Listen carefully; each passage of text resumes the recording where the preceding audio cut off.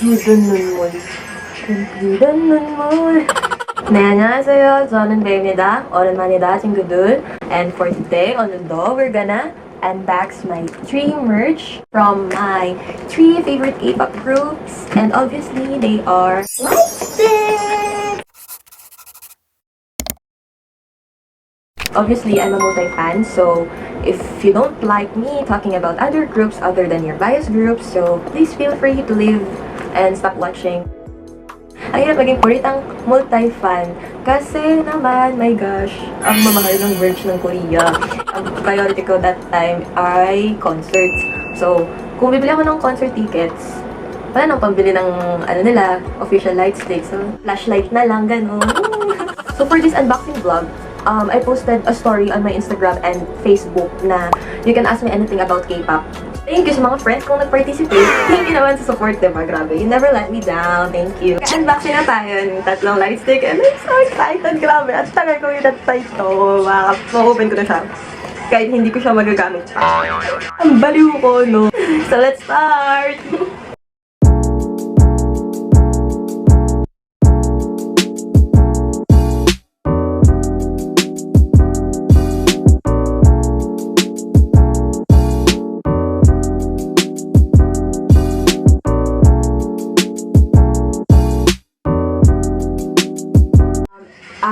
GOT7 Agabong version 2? Yay!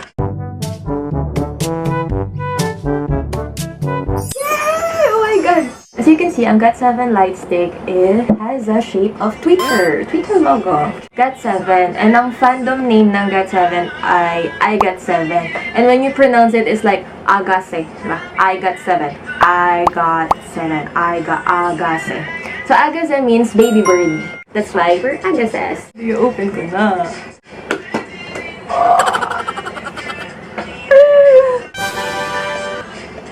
Yung handle niya. Ito siya. There's the logo of GOT7 inside. Ay, manual lang. Kala ko naman, may pa-photo cards yun. Batteries here. So let's turn it on. Okay! They have an app. Turn on mo na yung Bluetooth. Then, you will connect it here. You can choose which color you want. Nag-change siya. Oh, alay na yun. Nega wait ito at punji dahil so I'm gonna answer your questions now. What is K-pop? So basically, K-pop is a pop music produced and sang by Korean artists. And ayun, what is K-pop yun?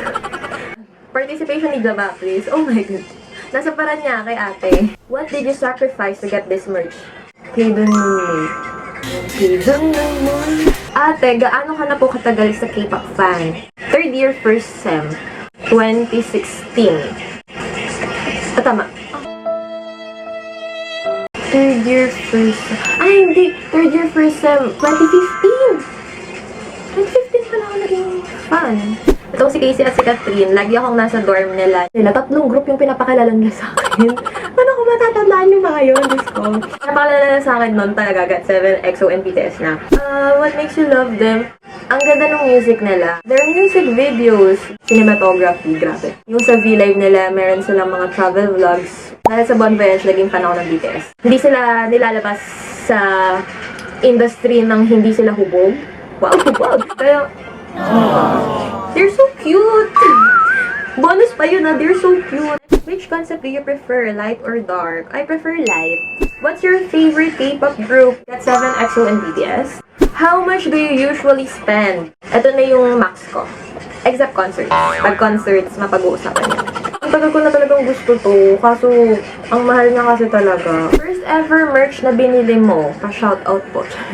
Carmela. Free siya dun sa fan meet. Sino ba to? Kanino ba itong nakuha ko? Oh, kay JB pala. Si JB pala to. This is the first merch that I bought. Hindi pa siya official EXO DO's doll. Meron siyang free na damit, which happens to be costume talaga nila sa tunay na buhay. And meron din akong shoes. Ano ang pinakamahal mong binili na related sa K-pop? This is the most expensive thing that I bought. It costs around 6,800, mga ganun, or basta almost 7,000 for a VIP seat. As VIP, almost 10,000 siya. And may kasama siyang high touch or photo op with GOT7. And this wouldn't happen, all of this wouldn't happen without Nikki and Catherine.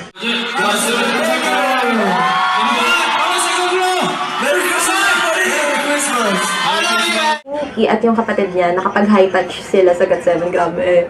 Tapos si Catherine, may photo op siya. Most expensive merch that you bought, yung Army Bomb Map of the Soul Special Edition Lightstick. How much, please? That's 2,540. Oh my God. Bakit po si Jackson ang best sa GOT7? I watched this particular video, See the Light. Yung live Ito.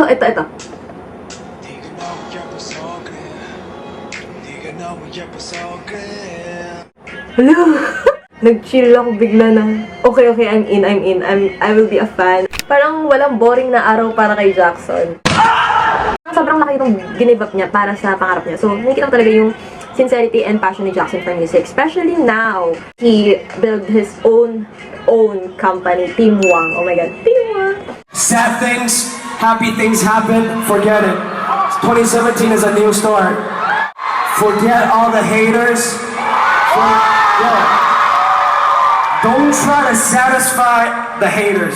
Because no matter what you do, they don't like you. Sobrang loka-loka niya, promise. Jin yung JB photo card kung sakasakali. Charot. Apparently, this doesn't come with photo card. So, wala akong mabibigay sa'yo. Pero, try natin next time. Boy group or girl group? Obviously, boy group. Next is this one.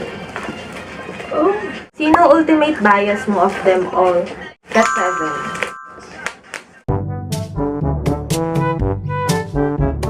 Oh my goodness! Oh my God! So this is my Eribong! Oh!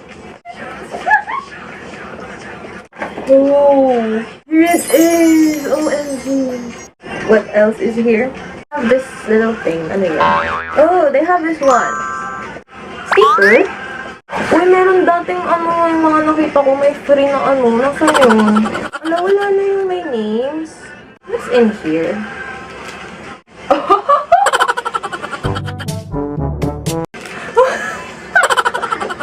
Excited ako, diba? Kasi sa GOT7. Wala kasing pa-free si ating. Ano ba? Yung bumuka ng maayos. One eternity later. Ay, nanginginig ako. Ilang taon ka nang nag-stand sa EXO? So, una ko nag-stand ng GOT7, and then BTS, and then EXO. Nag-stand ako ng EXO mga late 2016. So, that's... Magka 5 years na pala akong stand ng EXO. Sobrang regret ko yun na late ako nag-stand sa EXO kasi mag-OJT ako sana nun sa airport pero wala pa akong schedule.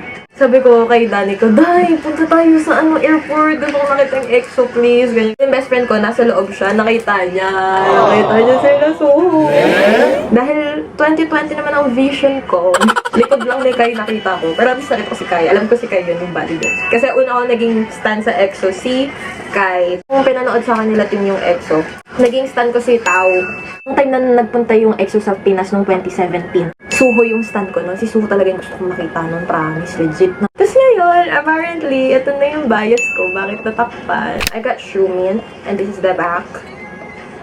This comes with a light stick, Ito yung hinahanap ko kanina na sabi ko bakit wala. Kita ko sa ibang EXO Ls na may Eribong. Dinidesign nila yung EXO, yung light stick nila nito. Totoo bang nag-date si Jenny at si Kai? Oo daw, nag-date talaga sila. Okay. Hindi, bias kasi ako sa Kai style. May EXO light. Ito yung on.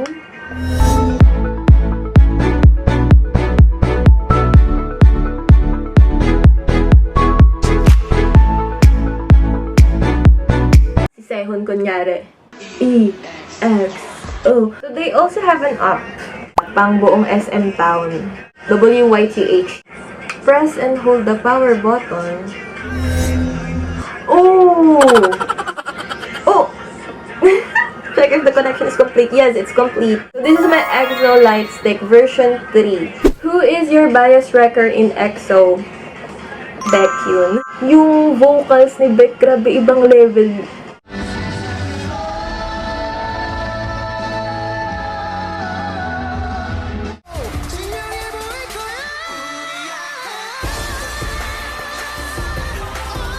Pag pinagsama mo si Baek tsaka si Chen, woo!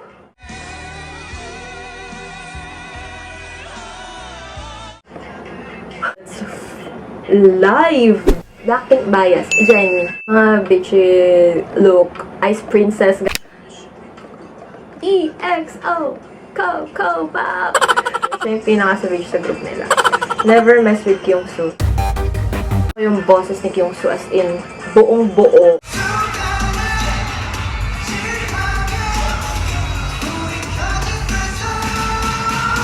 Yung high notes din niya, grabe.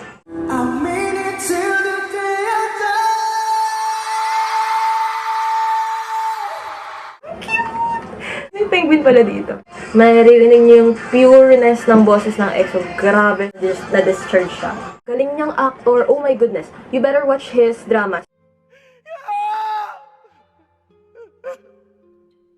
Puro nila Baekhyun chan-chan yun. Pag sa concert.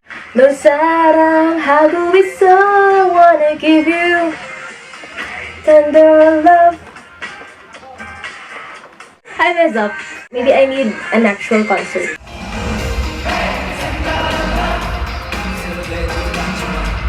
Oh my god, namiss ko na mag-concert. Kanta daw ako ng isang Blackpink song. 함께라면 난 I could die in this moment. Nawala ako. Forever young. Bakit kasing ganda ko si Lisa? They have the same vibe as Lisa. Oo, sige, tanggap ko. Ano ang kauna-unahang K-pop music na sumikat sa Pinas at manasigan nito?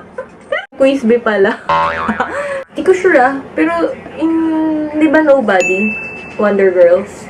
Nobody but you. Once po ba kayo or Nizi? I would choose Once. Mas kilala ko kasi sila. And gusto ko si Dayun. Sobrang cute ni Dayun. May airy bong. Uy! Why? What's so fascinating about the K-pop world? Grabe, tumingin siya. Tapos, oh my god, yung puso ko na huminto si... Grabe, sobrang wild nung gabing yun. Group that will always have a special place in your heart.